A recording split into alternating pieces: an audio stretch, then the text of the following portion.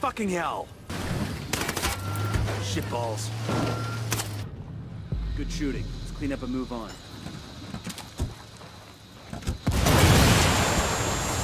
Hey guys, welcome to another video. Just finished playing Recon Wildlands. It was an open beta, so what can I say? It was fun. It was alright. Now let me just remind you, this is the open beta I'm talking about, so it's not completely finished. There are some glitches and bugs, but I'll talk about that after. But first I'll talk about the actual gameplay. So you can either play it single player or multiplayer with up to 4 people, and they don't even have to join you in missions or anything. They could be exploring, and you could do missions with like maybe 2 or 3 of the people that are in the map with you. So right off the bat I started with just public matchmaking because I didn't know anyone else who was playing this on Xbox because they're all on PlayStation. But anyways, yeah, I'd say it's better to play with like real friends other than strangers, because they'll quickly realize that they can abuse the friendly fire, and there is friendly fire, but not really. So let me explain. You can't really shoot your teammates or anything, but you have grenades and you have cars, and those can be used to kill you. And it's done a lot. And let me just say, it stops being fun after a while. It stops being funny after a while. So yeah, so find people that you know who can play with you. Otherwise, I don't know what. Sometimes there are people who aren't such, you know, but that's just based on my experience. So take from that what you will. I don't know. Anyways, the open beta gives you just a portion of like the whole map. I forget where it is. I think it's Bolivia, and there are a few missions. Actually, there's quite a bit of missions. There are 6 main missions, and there are a whole bunch of other side missions, I guess. But the main missions they're fun, but I don't know. I don't really know what the story was, because I was just joining in different servers during the entire time, because everyone just kept leaving, and I would just start playing missions that they were already doing most of the time.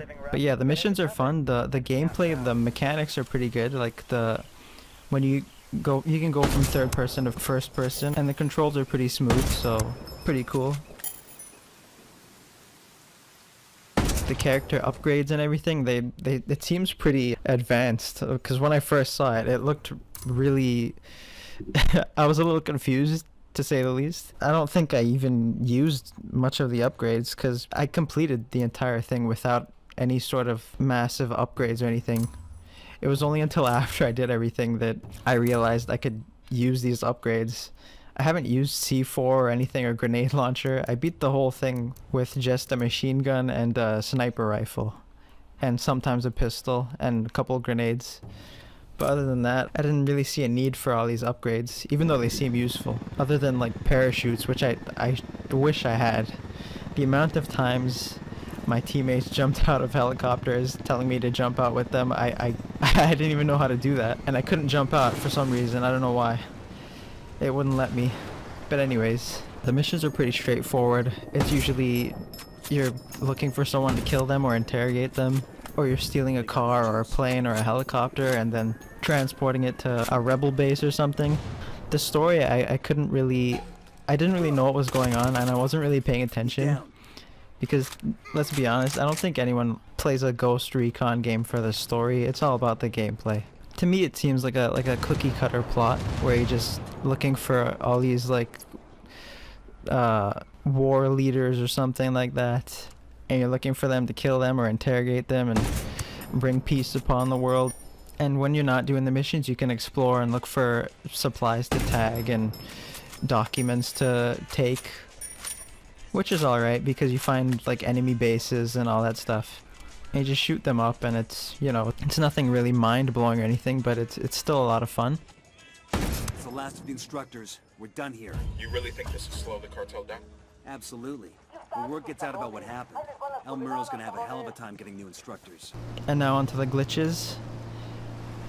Since this is an open beta, I'll give it a pass this time, because, you know, it's an open beta. It's for everyone to test it and see if everything's working. But yeah, there are a whole bunch of glitches. There's I don't know, you can see it in the video.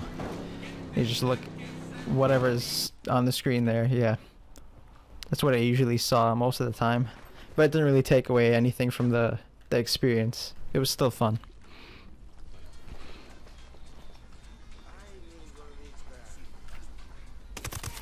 But yeah, other than that, it was pretty good. That's probably like the 15th time I've said that. But anyways, that was just my quick thoughts on the Ghost Recon Wildlands open beta. And I hope you enjoyed the video. And this was actually my first kind of review for any sort of game on this channel. So, but yeah, I hope you liked the video. I hope you enjoyed my thoughts on this game. And if you liked the video, like the video. If you want to subscribe, you can subscribe. And thanks for watching.